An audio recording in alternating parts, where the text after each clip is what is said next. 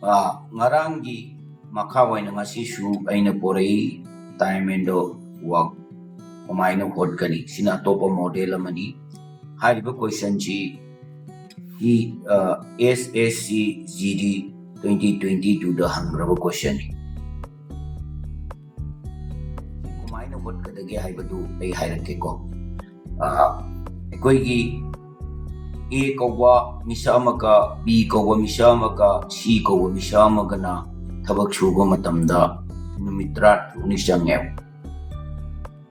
Aduga B ga kawa nupasing na C kawa nupasing da suba na numit ko nisangyaw.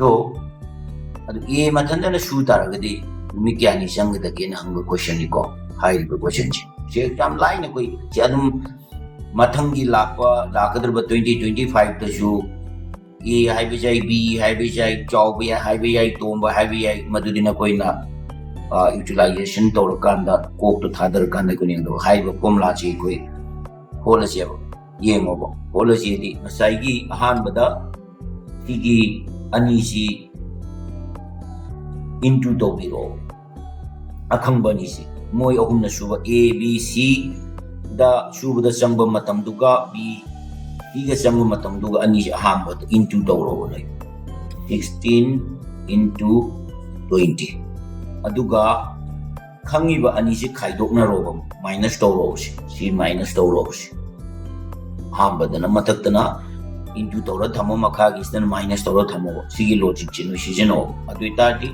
kya tare 4 lairani ko 4 lairani 20 dagi 16 minus 24. So she 4 sina 16 da cut tawragadi 4 laire. Aduita di 4 by 4 into 20 laire ni. Aduita di 0 4 2 ja 8. So kaya tare answer si 80. So sige answer si 80 days sanganeo.